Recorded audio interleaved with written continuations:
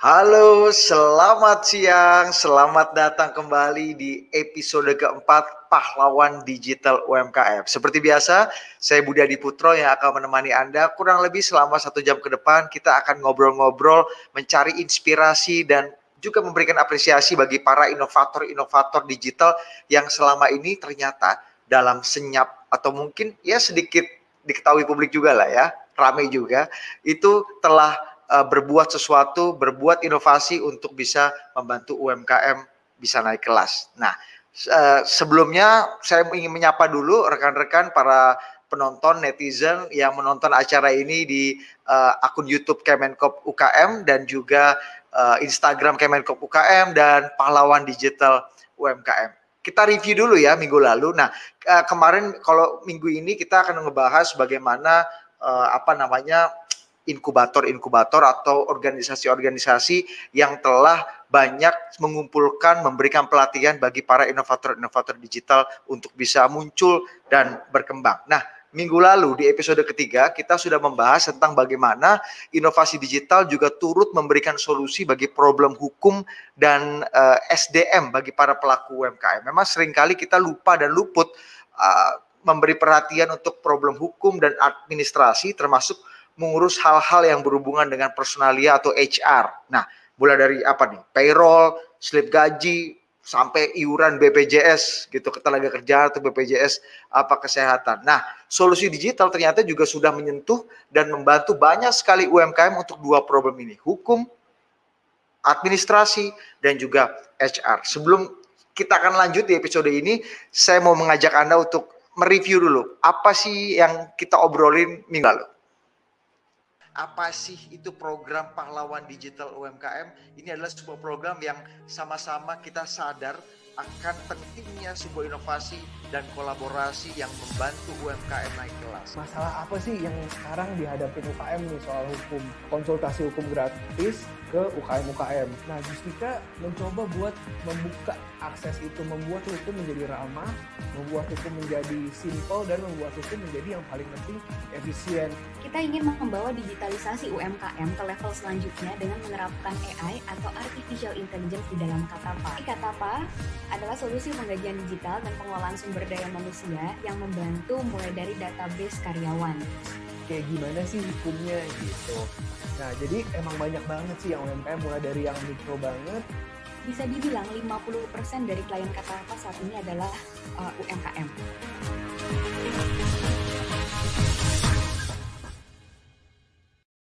Oke, itu keseruan saya ngobrol dengan Katapa dan Justika, dua startup yang membantu untuk problem hukum UMKM dan juga masalah personalia atau HR. Nah, sebelum lanjut saya ingin merefresh dulu tentang apa sih program Pahlawan Digital UMKM itu. Untuk sekedar highlight, Pahlawan Digital adalah sebuah ajang untuk mengapresiasi dan juga sekaligus mencari para inovator-inovator digital yang telah atau mungkin sedang beranjak memberikan solusi digital bagi UMKM. Setiap minggunya kita akan ngobrol-ngobrol, berbagi inspirasi dengan para inovator digital yang selama ini telah berkiprah untuk membantu UMKM untuk naik kelas dan juga go digital. Nah, kita juga ingin mengajak nih Anda semua, mungkin para inovator-inovator muda bisa bergabung dengan Pahlawan Digital UMKM, di mana nantinya akan ada 30 inovator digital atau 30 tim yang bisa mengikuti bootcamp yang akan kita selenggarakan selama 3 minggu dengan partner-partner, pengajar-pengajar, mitra-mitra yang keren banget.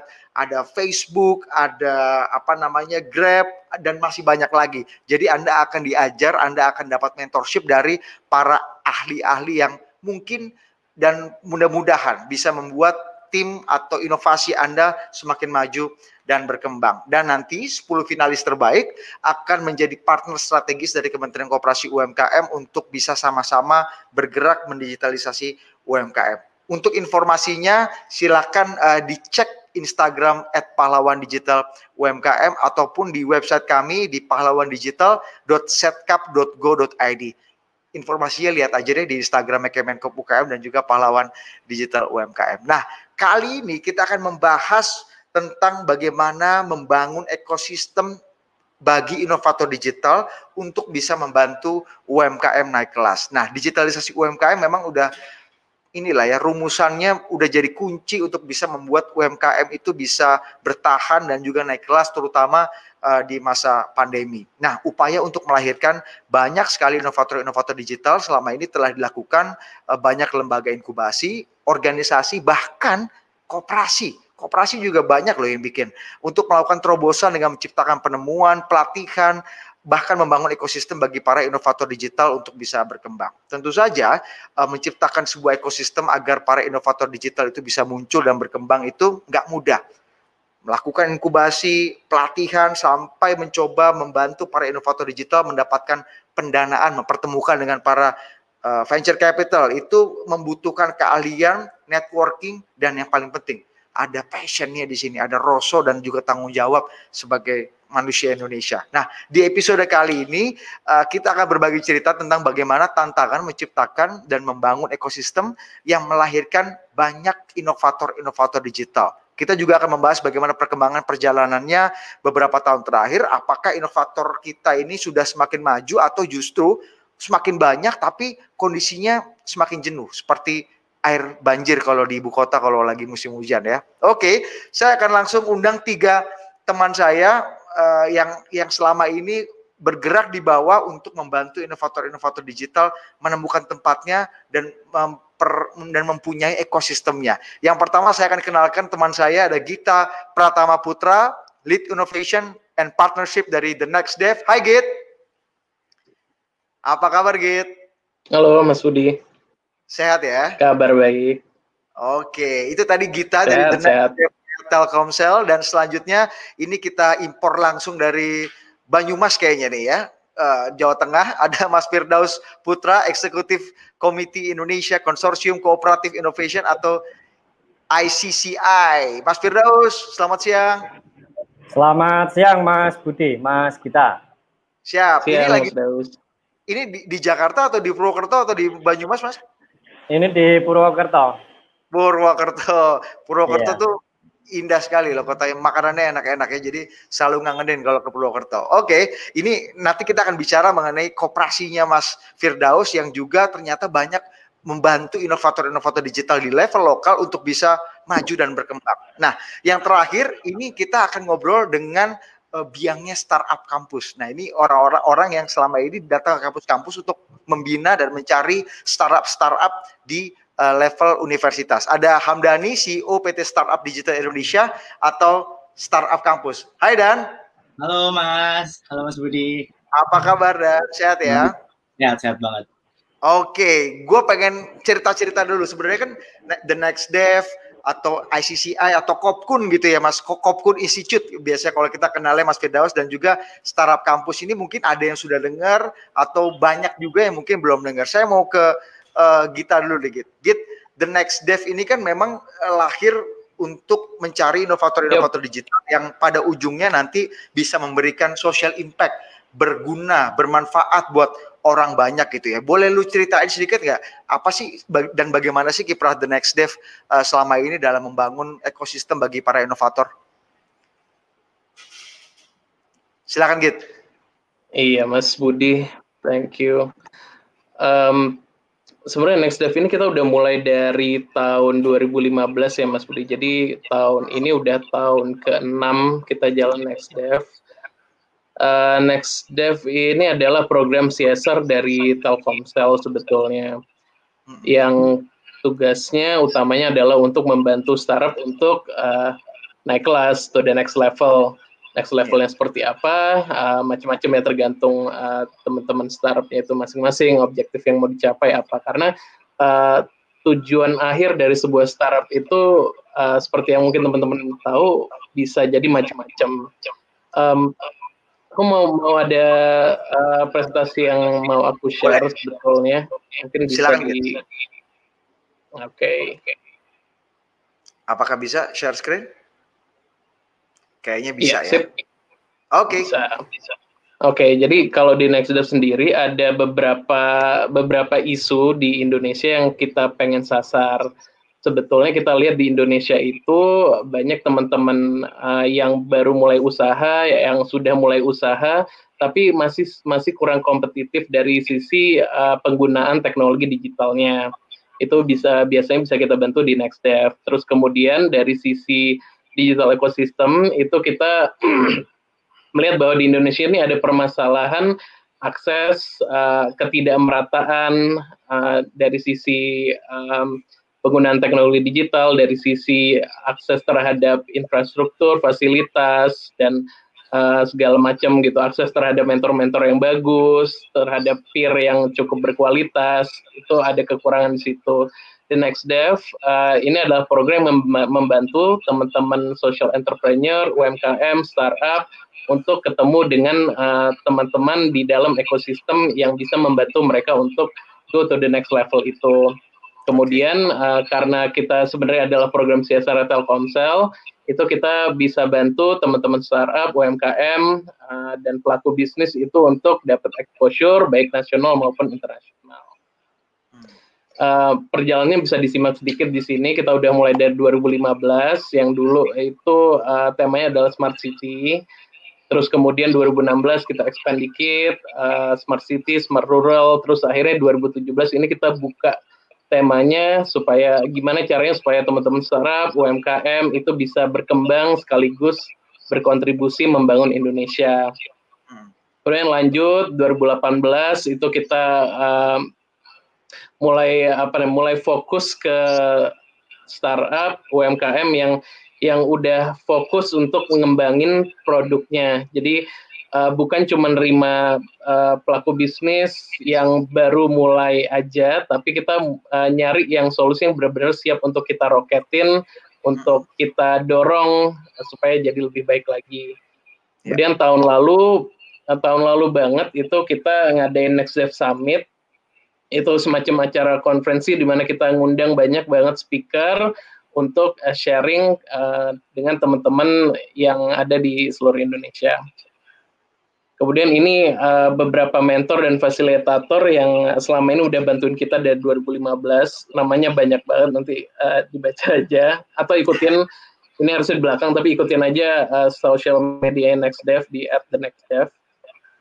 Dan ini contoh-contoh startup yang udah, alumni startup yang udah ikutan program The NextDev. Ada Habib Garden, Cakap, Gandeng Tangan, Botika, Fishku, macam-macam industrinya juga macam-macam, ada yang agrikultur, ada yang maritim, ada yang AI, ada yang social entrepreneurship, ada yang pangan, macam-macam banget sih sebenarnya.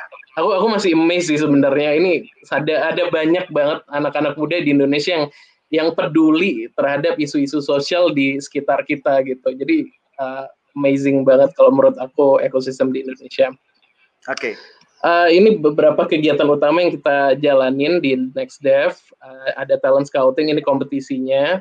Kemudian ada NextDev Academy, ini yang kayak Mas Budi akan lakukan di 21 September nanti. Ini adalah pembekalan untuk teman-teman startup. Kemudian nanti ada NextDev Summit di akhir tahun ini, event conference lagi. Dan ada NextDev Hub. Ini upaya untuk kolaborasi menjembatani teman-teman dalam ekosistem itu nanti. Itu Mas Budi. Oke, Gita, keren banget dan kita pasti dukung ya. Kita harus kolaborasi, dukung sama-sama untuk bisa menghasilkan, menciptakan dan membuat suasana ekosistem supaya anak-anak muda Indonesia tuh lahir inovasi-inovasi yang ujungnya nanti bisa membantu banyak orang gitu ya, gitu. Tetapi sebelum gua ke Mas Firdaus dan ke Dani, mereka ini datang ke NextDev atau ikut program-program NextDev itu dari mulai hackathon dari mulai ideas, atau mereka udah datang 3/4 jadi atau setengah jadi, dan NextDev itu memoles di bagian apanya sih sejauh ini?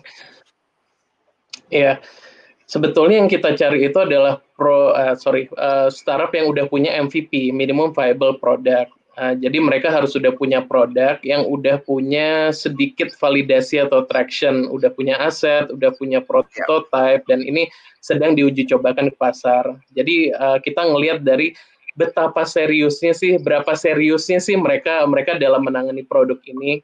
Makanya kenapa di NextDev ini intake-nya itu adalah bentuknya semacam kompetisi dalam bentuk pitching. Jadi kita pengen lihat seberapa yakin sih foundernya ini dalam menggagas usaha rintisannya gitu.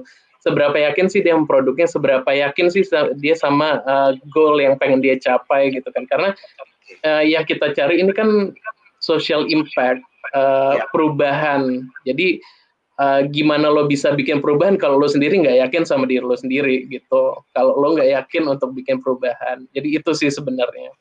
Oke, jadi sebenarnya niatnya atau nawaitunya harus sudah bagus dulu ya. Jadi karena memang benar banget.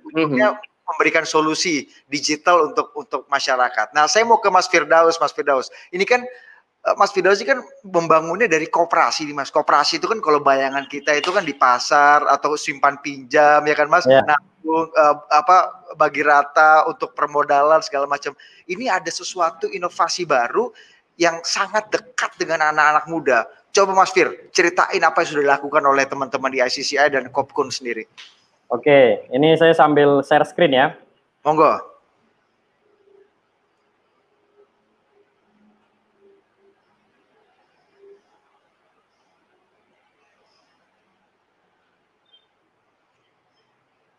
Ya. Apakah bisa, Mas? Sudah masuk belum ini? Belum. Kita masih menantikan. Oh, oke. Udah masuk. Siap. Oke. Monggo. Ya, terima kasih Mas Budi, Mas Gita yang sudah mengawali. Prinsipnya sama, apa yang kita gerakkan untuk teman-teman muda di gerakan koperasi juga bagaimana membangun model bisnis yang inovatif, yang itu memberi solusi kepada UKM-UKM. Karena tadi ya benar, UKM di Indonesia ini 6 juta. Itu UMKM ya, sampai menengah, yang mikronya sendiri di angka sekitar 98%. Jadi sebenarnya Indonesia isinya itu semuanya kecil-kecil seperti itu. Lah, sehingga kita ingin memasukkan ke sana, tetapi kemudian apa yang kita inovasi lebih ke bagaimana selain inovasi ini kita juga membawa satu fitur mendasar lagi apa yang namanya ownership atau kepemilikan. Maka kemudian saya kemas ini menjadi bring together innovation and ownership. Karena memang ini satu fitur mendasar di gerakan koperasi yang menjadi salah satu fundamennya adalah soal kepemilikan itu.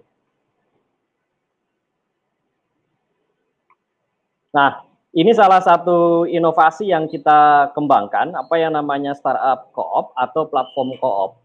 Pada segi bisnis model ini nggak berbeda dengan apa yang dilakukan oleh teman-teman startup yang ada, sama, menggunakan metodenya juga sama, design thinking, kemudian harus ada MVP, traction, dan lain sebagainya. Inkubator kita juga mengerjakan dengan cara-cara yang sama. Yang membedakannya adalah fundamental lembaganya, kita pakai koperasi. Ini yang menjadi kekhasan, yakni kata kuncinya pada kepemilikan tadi. Kepemilikan ini di-share kepada misalnya founder dan juga ini pada karyawan, itu pada model startup koperasi. Kalau pada model platform koperasi, siapa yang bisa ikut memilikinya? Pengguna-pengguna, berarti UKM-nya ini juga bisa ikut memilikinya. Lantas bagaimana ketika mereka ada isu soal modal dan lain sebagainya? Apakah kemudian itu dibagi rata seperti pandangan konvensional kita soal koperasi? Apakah kemudian juga apa yang namanya laba itu juga kemudian dibagi rata? Itu tidak.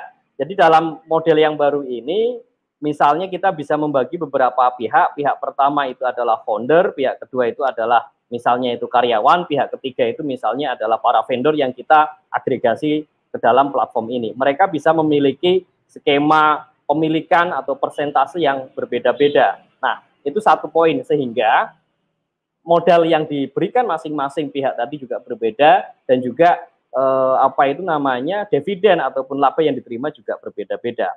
Yang kedua, apa yang kemudian kita dorong sebenarnya bagaimana kalau ini secara filosofis adalah kita melihat bagaimana startup yang sedang hype hari ini kan ketika pitching ketemu angel investor atau investornya rata-rata kemudian berbendera asing ataupun luar negeri. Kita khawatirnya kalau ini semuanya habis oleh investasi-investasi asing, kita akhirnya bertanya itu big data yang saya kira isu akan menjadi krusial 5 tahun mendatang setelah nanti ada undang-undang data, privasi data dan lain sebagainya, ini menjadi sangat penting untuk kita pedulikan. Lah, startup co-op atau kemudian platform co-op, manifestonya kurang lebih berada di sana. Bagaimana kemudian pemilikan dalam konteks yang lebih umum atas aset-aset itu juga berada di dalam negara kita ataupun berada di anak-anak bangsa kita. Nah, bagaimana kemudian ekosistem yang kita dorong ataupun selama kurang lebih 2-3 tahun ini kita dorong. Jadi gerakan ini baru sekitar 2-3 tahun belakangan, itu memang baru gitu. Yang pertama-tama inspirasi ya, ide ini kita serap dari berbagai praktek startup dalam negeri yang sudah berkembang sejak mungkin 2011, 2013, Gojek awal-awal dia menjadi tonggak, kemudian muncullah berkembang apa itu namanya inkubator-inkubator, dan sekarang itu banyaknya minta ampun. Kalau beberapa perankingan Indonesia kan punya sekitar 7 ribuan itu yang masuk radar internasional, nomor 42 di dunia. Nah, untuk kemudian model kita sudah ada minimalnya 2 model tadi, startup co-op sama platform co-op. Inkubator ini juga kemudian di Indonesia kita mulai mengembangkan inkubator yang bisa menginkubasi model ini ada sekitar 5. Kemudian angel investor ataupun investor masih ada beberapa, meskipun ini tidak sebanyak pada model startup yang ada. Yang hari ini kemudian dan sampai tahun depan akan kita agregasi adalah koperasi-koperasi besar dengan aset di atas 1 triliun untuk dia berada di dalam satu konsorsium atau kita bikin apa yang namanya forum investor koperasi. Nah, salah satu yang juga kita dorong adalah soal regulasi. Karena apa? Dalam pandangan konvensional hari ini, kalau kita melihat koperasi, teman-teman mengenalinya bikin koperasi itu dibutuhkan 20 orang. Itu undang-undang, mau nggak mau, kalau secara formal dibutuhkan 20 orang. Ini kita advokasi sejak tahun 2018, kita dorong agar kemudian angkanya ini bisa turun. Alhamdulillah ini masuk kemarin dalam undang-undang RUU Cipta Lapangan Kerja. Kita dorong sebenarnya kalau praktika di negara-negara lain, membangun atau mendirikan koperasi itu bisa mulai dari 3 orang. Kita dorong agar kemudian 3 orang, dan nampaknya kalau dengar-dengar dari teman-teman DPR RI akan ketok palunya di 9 orang. Nah, ini juga lumayan, dari 20 orang turun menjadi 9 orang. Ini advokasi sekitar 2 tahun terakhir yang kita lakukan.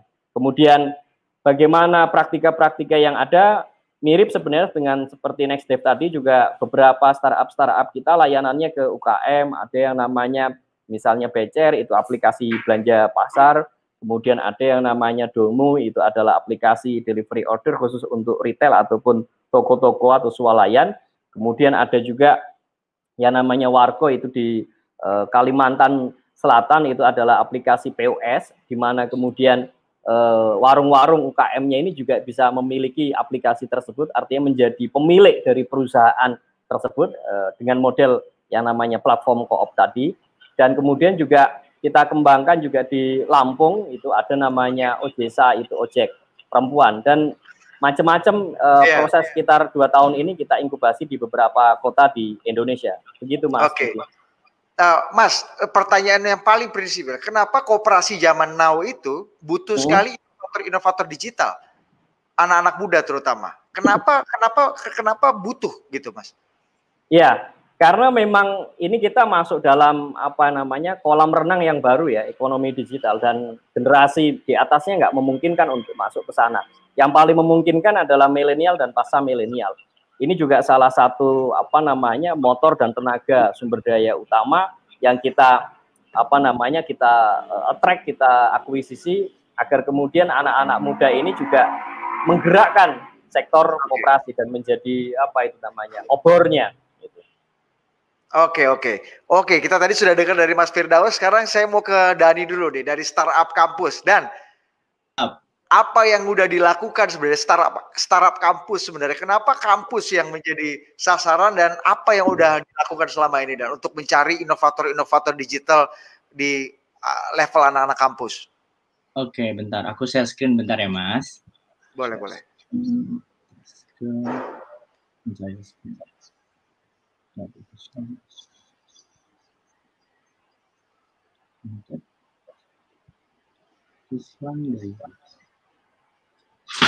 Ya, ini kalau cerita tentang startup kampus, jadi dia nggak cuma mentok di startup kampusnya doang nih, Mas. Jadi kita harus menjelasin tentang ekosistem secara keseluruhan.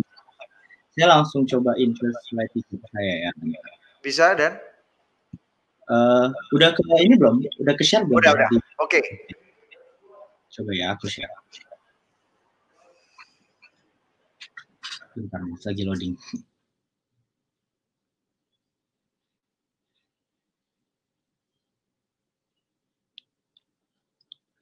Sebentar.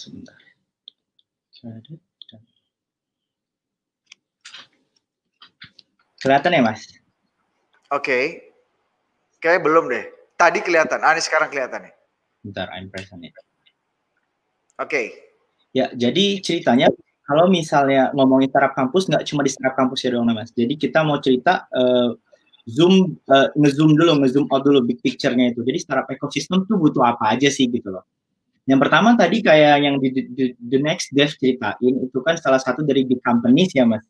Di situ di startup ekosistem ini di gambar saya tuh need a whole city to build the startup. Artinya butuh satu kota besar, artinya di ekosistem itu untuk membuat startup. Jadi startup itu nggak cuma ya tadi big companies, nggak cuma universities, funding organization, service provider, you name it dan semuanya. Itu butuh satu ide, satu ekosistem gitu mas. Jadi tadi kita udah dapetin next dev itu dia di big companies, dia udah bikin inkubator udah dari 2015 tadi. Terus nah yang filling the gap-nya aku lihat tuh di universities yang belum ada gitu loh mas.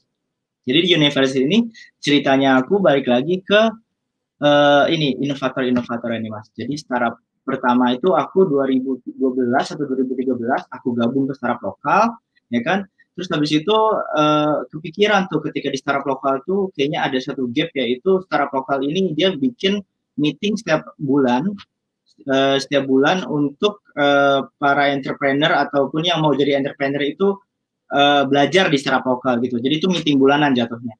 Terus habis itu dari startup lokal muncul akhirnya ide startup kampus. Jadi aku bawa ide startup lokal ini ke kampus-kampus ada di Jabodetabek, mas. Ini mulai dari 5 pertama ini. Di Jakarta itu kita mulainya itu ada di Kalbis. Habis itu Kalbis dan Binus. Artinya itu Kalbis sama Binus sama ya, karena itu di Jakarta gitu.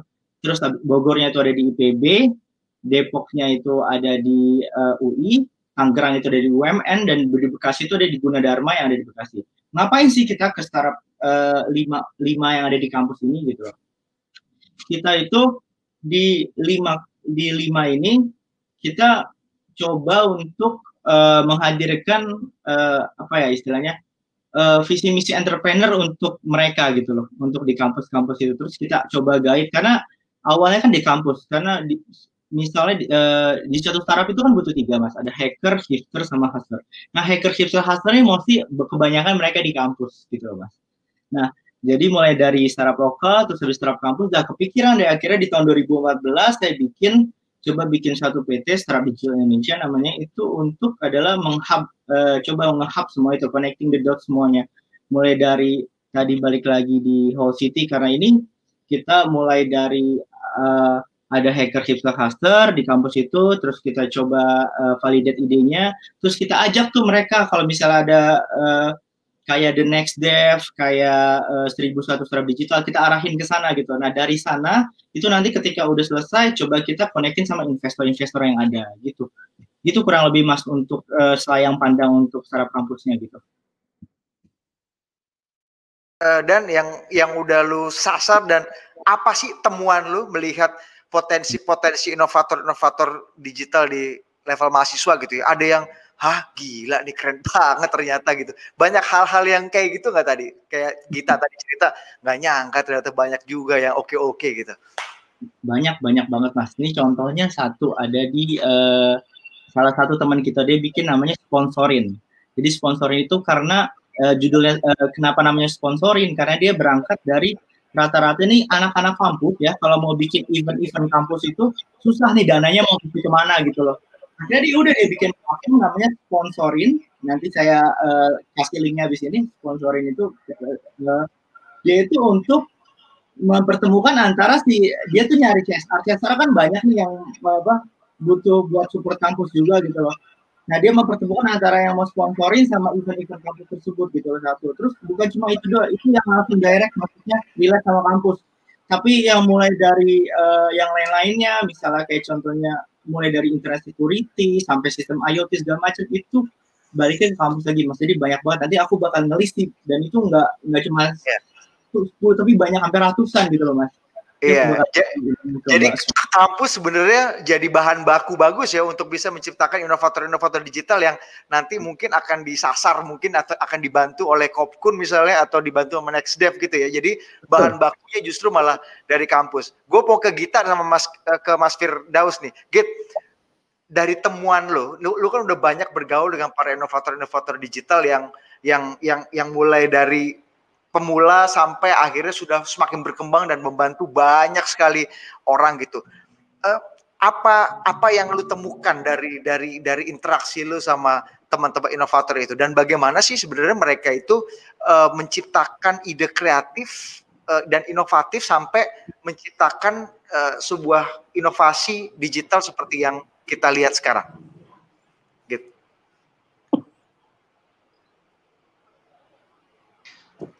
Halo Git. Sebetulnya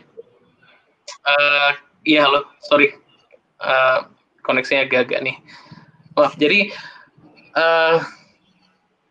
kebanyakan startup yang gue temuin di NextDev itu mereka sebenarnya ya itu kayak yang lo bilang tadi, buat nawaitunya itu luar biasa banget, apa niatan mereka untuk bikin sesuatu, untuk do something untuk masyarakat di sekitarnya, untuk Indonesia, itu luar biasa banget. Jadi dari niat itu aja gue dan produk yang mereka bikin tuh gue udah ngerasa gila, ada aja yang mikir kayak gini gitu, ada aja yang mikirin sistem pembuangan sampah untuk kotanya sehingga bisa diduitin. Ada aja yang kayak tadi Mas Dani bilang, ada aja yang mikirin, oh ya ini anak-anak danus di kampus nih susah banget ya nyari sponsor, nyari CSR, nyari humas di korporat mana gitu. Ya ada aja yang mikirin, oh ya ini buat dan teman-teman kayaknya berguna banget gitu. Jadi menurut gue di situ sih sebenarnya founder-founder luar biasa banget. Terus untuk dari mana mereka dapat inspirasi, sebenarnya bisa dari mana aja sih. Yang gue lihat banyak banget dengar ceritanya, sebenarnya kadang mereka dapat inspirasi di kamar mandi, kadang mereka dapat inspirasi lagi jalan-jalan di taman, lagi ngobrol sama teman-teman, nongkrong sampai malam. Kan biasanya tuh kalau udah makin malam tuh kan obrolan makin liar, makin imajinasi kemana-mana lah gitu. Ada aja yang jadi kenyataan dan akhirnya masuk ke NextDev gitu. Jadi ya bisa dari mana aja sih, yang penting lo harus peka lihat kondisi di sekitar lo, identifikasi masalahnya apa dan solusi apa yang appropriate untuk addressing those issues. Gitu.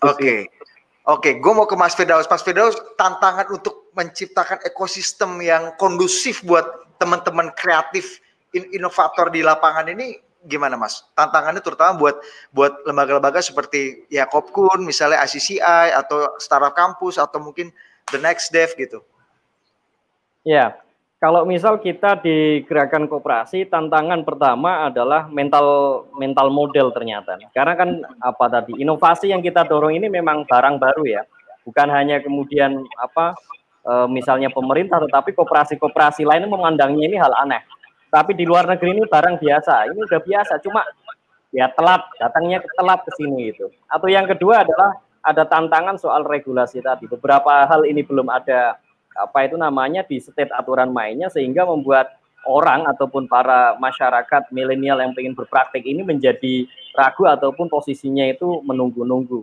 Nah, saya pikir kemudian beberapa tantangan itu kemungkinan ini tahun depan di 2021 itu mulai akan teretas, mulai akan enak, karena ya kita mulai nanam benihnya itu kan 2018, ini berarti hampir 3 tahun mendatang ini ya mulai amplifikasinya mulai besar, gelombangnya mulai besar, orang mendengar istilahnya saja ataupun menggunakan istilahnya saja sudah sering ataupun sudah biasa digunakan. Itu kalau misal di pengembangan startup co-op atau platform co-op, tantangannya seperti itu. Kalau pada titik talenta dan lain sebagainya, sejauh hari ini banyak kampus-kampus IT, kemudian ya pada umumnya kampus ini kita masih bisa kolaborasi dengan mereka. Ya realnya praktek ya kita misal di Purwokerto, Kalimantan, kemudian Lampung, kemudian beberapa kabupaten lainnya ya mengandalkan dari talenta-talenta lokal dari kampus-kampus lokal yang ada. Sekarang udah berapa Mas yang dibina sama teman-teman Kopkun misalnya? Kalau kita untuk dari ICCI itu ada beberapa spot kota ya, tadi ada Lampung, Purwokerto, Kudus, kemudian Kalimantan, kemudian Jogja. Kemudian ya nanti kita akan menyeleksi untuk inkubator yang baru ini, nanti akan nambah sekitar ya 3 atau 5 spot lagi. Gitu. Oke. Yang mau pertanyaan saya mungkin untuk Gita juga, untuk Dhani juga, dan juga Mas Daus gitu ya. Ekosistem seperti apa sih yang kemudian dibutuhkan untuk bisa membuat inovator-inovator ini bisa maju, berkembang, dan lebih kreatif lagi gitu. Mungkin ke Gita dulu deh. Oke. Kalau menurut gue sih ekosistem di mana kita semua bisa punya tujuan yang selaras, yang sinergis, dan ekosistem di mana kolaborasi itu sangat memungkinkan dan akses terbuka untuk semuanya. Ini ya kedengaran kayak utopia banget ya, cuman I think that's the kind of ecosystem that we want gitu, dan yang semua orang butuh saat ini gitu. Of course, regulasi pemerintah itu juga akan sangat membantu kalau sangat suportif untuk teman-teman di dalam ekosistem ya, apalagi yang entrepreneur, pengusaha itu UMKM. Jadi menurutku sih ketika itu semua akhirnya terwujud sih, kita semua yakin banget setelah resesi ini kita bisa meroket sama-sama. Oke. Dan lu ada yang mau ditambahin, Dan? Apa tadi ulang pertanyaan? Jadi ekosistem ya Mas ya, itu tadi udah jawab di awal tuh Mas. Jadi di presentasi itu aku tadi Mas Emir bisa ini ya. Jadi itu butuh ekosistem. Jadi butuh satu ekosistem, nggak cuma satu ini doang, nggak cuma cuma satu populasi gitu ya. Nggak cuma ibaratnya kalau di ini itu ada ininya Mas, ada rain canvas modelnya. Jadi ekosistem rain canvas model kita bikin gitu kayak gitu. Udah gitu. Dan itu kan idealnya, dan itu kan idealnya tadi lu udah jelasin di awal. Tapi biasanya itu kan dari mulai inovatornya, si ekosistemnya segala macam. Hambatan-hambatannya itu di mana sih yang biasanya jadi handicap baik bagi inovatornya? Kan biasanya kan semangat tuh tinggi banget tuh anak-anak, apalagi anak-anak kampus kan. Ekosistem juga banyak lembaga-lembaga, organisasi yang membangun ekosistem. Niatnya baik, nawaitu baik, tapi kan kadang-kadang niat yang baik belum tentu juga hasilnya juga sesuai dengan harapan. Biasanya kendala-kendalanya yang membuat gagal itu di mana, Dan? Itu tadi Mas, jadi ego korporasi ini saya sebut ya di sini ya Mas ya. Jadi ada sometimes kadang ada gini loh Mas, the next dev bikin udah bagus banget nih, the next dev bikin dari Telkomsel, tapi sayangnya kenapa nggak kayak gini nih contohnya, misal ada hackathon nih Mas ya, kita sering banget kan ada hackathon gitu kan. Dari hackathon tuh kenapa nggak dari hackathon itu juara 1-2-3-nya udah diambil langsung sama the next dev nih sebagai inkubator gitu kan. Nah dari inkubator itu baru naik nih ke akseleratornya Koyansen misalnya 1100 digital atau apapun nanti namanya ya kan. Dari situ ada satu linear, dari situ ada satu connecting the dots itu yang belum ketemu Mas gitu loh. Jadi kendalanya itu adalah balik lagi diperlukan justru peran aktif pemerintah yang bisa jahit itu Mas. Untuk mulai dari korporasinya, mulai dari investornya, venture capitalnya, dan sampai nanti si startup itu bahkan ya udah main seri-serian ya gitu loh. Itu butuh satu sistem, dan menurut aku kendalanya di situ. Jadi pas banget nih pemerintah bikin program kayak gini, menurut aku ini salah satu solusinya. Jadi pemerintah dibutuhkan untuk connecting the dots itu, menjahit Indonesia istilahnya itu yang dari waktu itu kita sebutin di paten juga loh, menjahit Indonesia. Mas Fir merasa hal yang sama nggak? Terutama ini dari mulai si ekosistemnya dan juga inovator-inovatornya nih. Kegagalannya biasanya kita temuin ada di titik mana sih Mas? Ya, tadi benar. Pemerintah sebagai tukang jahitnya ya, dia orkestrator ataupun kolaborator multi pihaknya itu clear gitu. Yang kedua adalah saya lihat untuk misalnya di talenta-talenta itu soal apa? Mental entrepreneurnya itu yang belum tahan banting habis-habisan juga kayak gitu. Apalagi kan ini skema startup inkubasi ini juga menyasar masih muda-muda dan lain sebagainya. Mungkin di tengah-tengahnya mereka masih mikir, wah iseng-iseng berhadiah, saya coba pitching, kemudian saya ketika menang nanti saya eksekusi, ketika enggak ya udahlah gitu. Nah, ini Misalnya berbeda taruhlah misal dengan luar negeri, bagaimana kemudian seorang entrepreneur ataupun anak muda yang memang dia mendaulatkan diri mau bersusah payah dalam konteks entrepreneurial, mereka habis-habisan, mereka mati-matian gitu. Kalau ya tambah ini milenial sama pasca milenial ada sedikit biasnya itu apa? Biasnya itu kalau gimana ya kita sebut itu mentalnya rada-rada cemen kayak gitu loh. Rada-rada kadang dikit-dikit itu ditolak lembek, di apa konflik dikit lembek. Ini soal attitude ya. Ini nanti hubungannya di mana? Kalau cari dari ekosistem itu ada beberapa pihak, kembali lagi ke kampus karena itu talenta kan datang dari kampus gitu. Jadi teknologi itu masih bisa di-clear. Ini transformasi, ditransfer semuanya, skill-skill ini ditransfer. Nah, mentality ini yang juga perlu dikembangkan juga, dibangun dalam konteks dia attitude ketika dia bangun tim, ini juga butuh attitude. Kemudian soal dia habis-habisan berjibaku mati-matian untuk mengembangkan perusahaannya, itu juga mentality juga. Oke. Git, ada yang mau lu tambahin sebelum kita akan bacakan pertanyaan dari netizen yang udah mulai ada nih? Gue setuju sih sebenarnya. Sebenarnya emang pihak yang bisa connecting the dots itu aku yakin ada, tapi langka. Oke, kalau kita ngomong pemerintah, iya, gue yakin mereka yang kayak PIC-nya senasional gitu. Cuman menurut gue ada sih sebenarnya kayak teman-teman di Kopkun, teman-teman di Startup Campus ini dan Next Dev juga sebenarnya adalah pihak-pihak yang bisa connecting the dots walaupun emang under the radar pemerintah.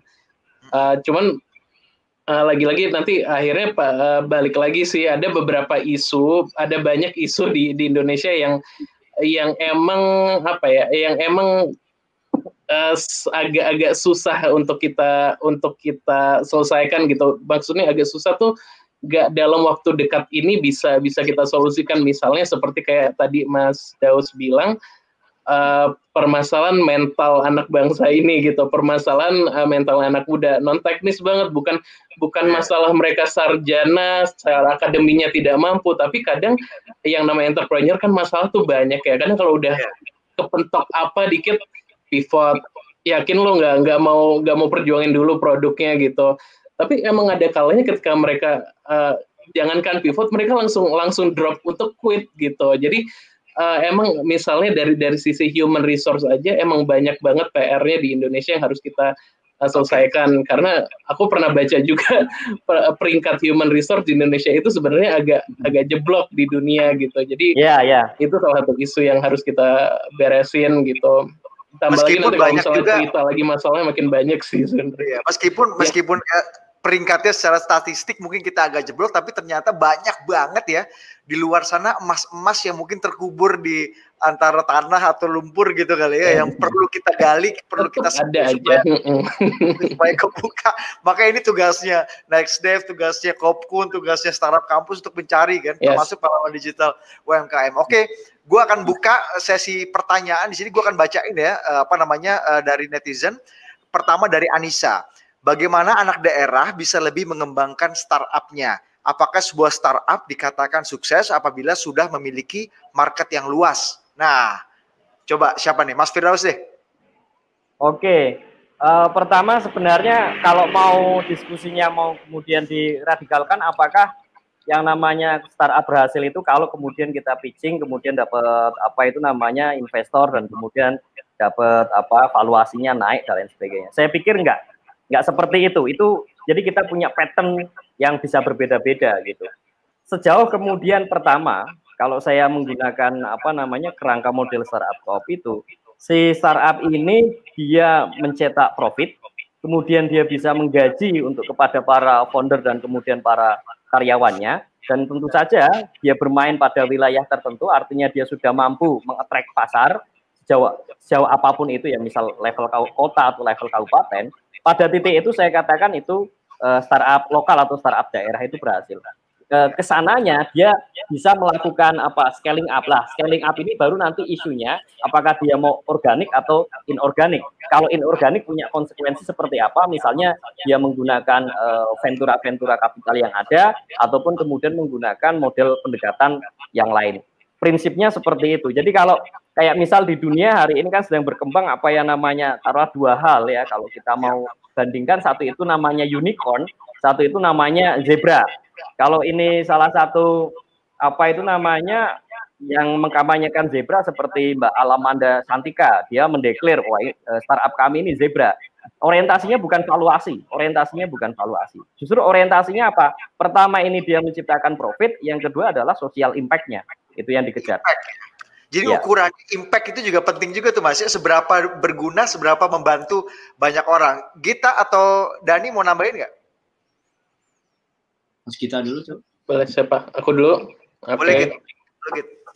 Oke, kalau di NextDev itu kita pakai North Star Metric.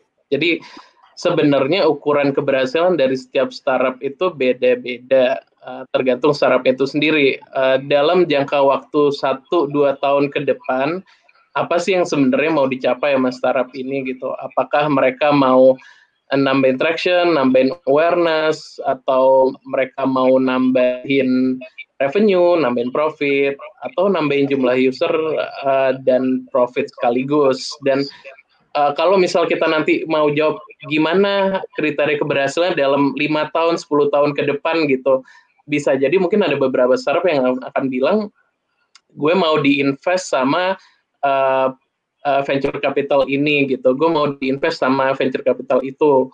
Ada juga yang akan bilang, gue mau startup gue diakuisisi sama, ini tidak sedikit startup di NextDev yang bilang gini, gue mau diakuisisi sama Gojek, atau gue mau diakuisisi sama Grab, atau Tokopedia, atau Bukalapak, atau sama unicorn yang emang bisnis lainnya itu vertikalnya itu banyak banget gitu. Jadi tergantung masing-masing startup sih. Aku kembalikan lagi, mau kriteria suksesnya dari dalam hati kalian apa. Kalau misal disambungin ke jawabannya Mas Daus tadi, sebenarnya emang benar juga, ada di satu sisi, oke, mungkin lo akan harus mikirin profitnya untuk lo bisa sustain bisnis lo selama berapa tahun ke depan, tapi jangan lupain nih social impact-nya juga. Apakah itu termasuk kriteria keberhasilan startup Anda? Coba tanyakan kembali ke Nawa itu yang Anda bikin di awal. Gitu. Iya. Karena selama ini yang banyak bergaul sama lo, social impact-nya itu yang bikin lo suka geleng-geleng ya gitu. Ada nggak yang membuat lo gila nih oke banget nih, anak asuhnya NextDev lah gitu. Mungkin bisa kasih sedikit cerita. Ada satu sih sebenarnya, gue nggak ngerti dia dapat inspirasi dari mana ya men, tapi dia bisa aja pakai digital platform untuk mendaur ulang sampah menggunakan black soldier fly, lalat hitam. Jadi gue agak bingung juga sih, lo dapet aja sih idenya gitu, lo mendigitalisasi model pembuangan sampah, pendauran ulang menggunakan black soldier fly. Gue ngerti lo dalam 10 tahun ke depan lo mau bikin lalat digital atau gimana men gitu. Itu ngerti dapat inspirasi dari mana sih, tapi luar biasa sih, sampai sekarang masih ada daur ulang buat idea. Oke, kalau Mas Firdaus ada cerita nggak Mas, apa binaannya atau rekan-rekannya Mas Daus gitu di lapangan yang ternyata punya social impact yang dahsyat gitu, terutama untuk membantu UMKM gitu Mas, para pelaku-pelaku usaha yang sangat mikro misalnya. Ada cerita nggak Mas Fir? Masih di mute Mas? Di mute. Oke. Kalau kemarin dalam konteks pandemi ada satu apa itu namanya tenan kita ya, yang dia malah hitungannya langsung naik nih gara-gara pandemi, yang model aplikasi belanja pasar. Ya karena orang semuanya khawatir ke pasar, apalagi pasar beberapa kali buka tutup, akhirnya ya aplikasi belanja pasar naik. Itu benar-benar solutif bagi orang-orang. Kemudian kita replikasi polanya juga, masuk ke ya sekitar baru kita dorong 2 bulan terakhir ini untuk belanja di retail atau toko, langsung ya menghubungkan antara user dengan toko-toko terdekat di daerahnya gitu. Oke, jadi ternyata banyak ide-ide muncul dari masalah-masalah yang ada di lapangan dan mungkin sifatnya juga lokal gitu Mas Daus. Makanya kemudian tadi daerah tuh, anak-anak daerah tuh juga harus muncul dengan solusi-solusi yang mungkin bersifat lokal. Oke, ini buat si Dani nih kayaknya pertanyaan berikut dari Rizky Firdi. Sebagai anak kampus tentu membutuhkan mentor dalam membuat startup. Gimana menemukan mentor yang pas? Nah, Dan, gimana lu menjodohkan antara mentor-mentor yang pas dengan para inovator-inovator yang gokil nih pikirannya di anak kampus? Ini perannya startup kampus sekarang Mas Budi. Jadi kita masuk ke kampus itu justru mau ketemu nih sama si Rizky tadi gitu loh. Ketika misalnya kita ketemu, karena memang sebenarnya mentor banyak nih Rizky. Kalau Rizky denger ya sekarang ya. Mentor tuh sekarang banyak banget. Justru malah modal funding segala macam sekarang banyak. Cuma masalahnya itu adalah kadang di startup di kampus, Mas, masalahnya itu hacker digital cluster mungkin kepecah-pecah, Mas. Jadi ada cuma satu hacker jago banget. Hacker tuh istilahnya non teknologi ya. Dia jago banget soal back end, front end segala macam dia tamat gitu loh. Tapi dia nggak ketemu sama orang bisnisnya di kampus gitu loh. Nah, justru startup kampus tuh grassroots banget, dari bawah banget. Justru kita bukan connecting pemerintah yang kayak tadi itu sampai ke korporasi, enggak. Kita benar-benar connecting hacker ke cluster dulu, Mas. Karena ada satu ide, tapi dia nggak punya hacker, nggak punya orang IT-nya, nggak punya orang desainnya, terus nggak punya yaitu tadi orang yang ngeceknya gitu ya, orang aturnya. Ini yang kita jahit dari kampus. Makanya memang itu tadi ketika misalnya gimana cara mentor, berarti harus komunikasi, ngobrol sama kita berarti gitu Mas Budi. Oke, Pak Teh. Nah sekarang kita udah 5 menit lagi sudah akan habis. Gue pengen nanya hal yang prinsipil buat pahlawan digital UMKM sebenarnya. Kan udah banyak startup, udah banyak inkubasi segala macam kan. Yang gue pengen tanya gitu ke Mas Daus, ke Gita, ke Dani, seberapa penting sih seberapa butuh sih UMKM kita itu dibantu oleh para inovator-inovator digital, dan bagaimana kemudian melahirkan inovator-inovator digital yang bisa membantu UMKM. Sektor mana aja yang kira-kira masih butuh bantuan nih? Kan kalau marketplace tadi udah banyak lah ya. Tapi sektor-sektor mana saja di antara banyaknya inovasi digital ini yang masih butuh bantuan para inovator digital? Git? Iya. Menurut gue sih sektor yang paling butuh bantuan dari misalnya dari NextDev ya. Sebenarnya hampir semua sektor sih, karena saat ini hampir semua sektor terdampak sama pandemi, dan banyak banget teman-teman yang tidak hanya di kota-kota besar ini, itu mereka butuh uluran tangan dari kita semua gitu. Ketika tadi Budi nanya sebenarnya ekosistem seperti apa yang ideal gitu, gue rasa nggak kurang banyak, tidak sedikit inkubasi digital yang ada di Indonesia, tidak sedikit inkubator bisnis. Jadi sebenarnya aku rasa ada kendala akses di sini gitu. Jadi sebenarnya tergantung dari inkubasi ini sendiri mau open up ke seberapa banyak audiensnya, ke seberapa banyak UMKM. Dan sebaliknya juga alangkah baiknya apabila teman-teman yang berbisnis UMKM itu juga rajin-rajin lihat-lihat kesempatan, peluang yang ada, lihat-lihat mungkin ada di NextDev, ada di Startup Co-op, ada di Startup Kampus, ada di pahlawan digital ini gitu. Mungkin ada kesempatan di mana kalian bisa level up dan mendapatkan apa yang kalian cita-citakan gitu untuk UMKM dan untuk Indonesia sendiri gitu sih sebenarnya. Oke, Mas Daus, untuk UMKM sendiri, inovator digital dan UMKM, gimana kita memboostingnya lebih banyak lagi, melahirkan inovator-inovator baru yang mungkin bisa membantu UMKM, dan sektor apa aja yang menurut Mas Daus masih belum tersentuh nih oleh para inovator digital? Ini pertanyaannya justru ngeri nih, berat sekali. Pertama dari sektor ya, dari sektor ini yang masih mungkin belum banyak dan ada beberapa misleading itu pangan sebenarnya ya, pertanian dan lain sebagainya. Beberapa ini anak-anak muda memikirkannya IoT, ketika turun di sawah langsung belum IoT sebenarnya gitu. Tetapi apakah kemudian digitalisasi bisa masuk pada rantai nilai tertentu? Itu pasti bisa. Tinggal kemudian bagaimana ini menjawab yang kedua, bagaimana ide inovatifnya ini bisa tumbuh. Ya, si inovator ataupun kemudian talenta-talenta ini harus ngerti lapangan betul. Itu. Saya beberapa lihat kali itu, beberapa dia pitching ide membangun alat deteksi untuk petani mengenali penyakit hama gitu ya. Saya bilang oke, itu canggih. Nanti dia ada direktori data dan lain sebagainya. Tetapi kurang lebih kalau petani kita ngelihat kalau daunnya rusaknya ini pasti gara-gara penyakitnya ini. Itu lebih cepat daripada alat Anda ciptakan. Nah, itu contoh. Artinya apa? Ini dia proses membuminya itu yang kurang sehingga belum menggauli secara nyata realitas yang ada di lapangan. Bagaimana petani dia masih punya gap juga. Ini kalau kita di metode design thinkingnya itu belum tuntas juga. Misalnya. Oke, Mas Daus, terima kasih. Jadi bukan cuma idenya, teknologi yang jago, tapi juga harus kalau bahasa empatinya. Iya, empati turba, harus belusuan Mas ya. Supaya bisa tahu soalnya di bawah itu seperti apa. Dani, terakhir dari lo. Masuk tuh Mas tadi kata-katanya belusukan. Jadi gini, kuncinya dari belusukan tadi, aku sambung katanya.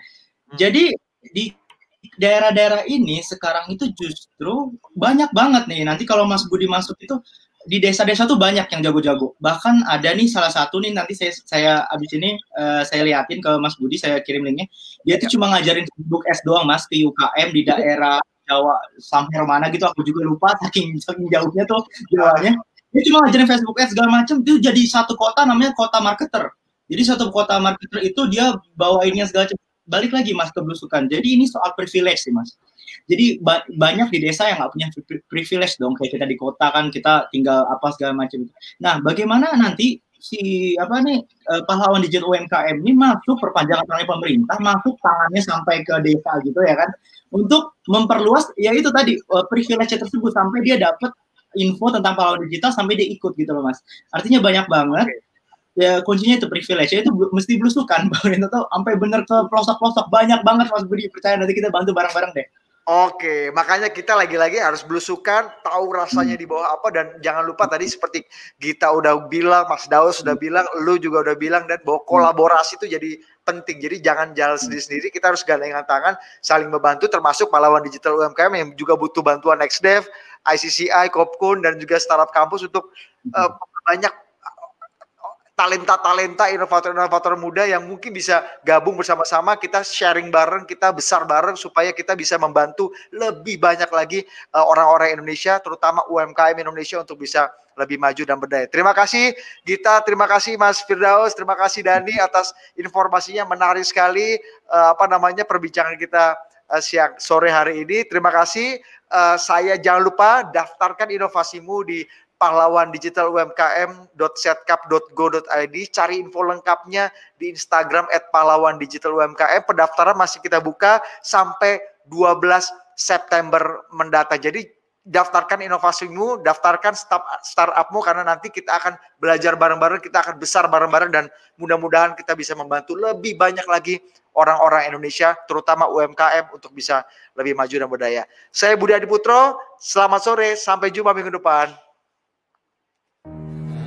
Semoga hari ini banyak yang beli. Di tengah kesulitan, banyak anak muda berinovasi memberi solusi. Digitalisasi jadi syarat penting agar UMKM bisa bertahan dan naik kelas. Banyak sekali anak muda hebat yang membantu UMKM bisa bertahan bahkan berkembang dengan inovasi digital. UMKM Indonesia memerlukan lebih banyak lagi pahlawan digital. Dengan inovasi teknologi, terutama hasil karya anak bangsa, puluhan juta UMKM bisa semakin berdaya. Kami mencari inovator-inovator muda yang mau berkolaborasi dan berkembang untuk membantu lebih banyak lagi UMKM di Indonesia. Saya mengajak Anda, para inovator muda, untuk menjadi bagian kemajuan UMKM Indonesia. Untuk info lebih lanjut, ikuti terus Instagram @kemenkopukm.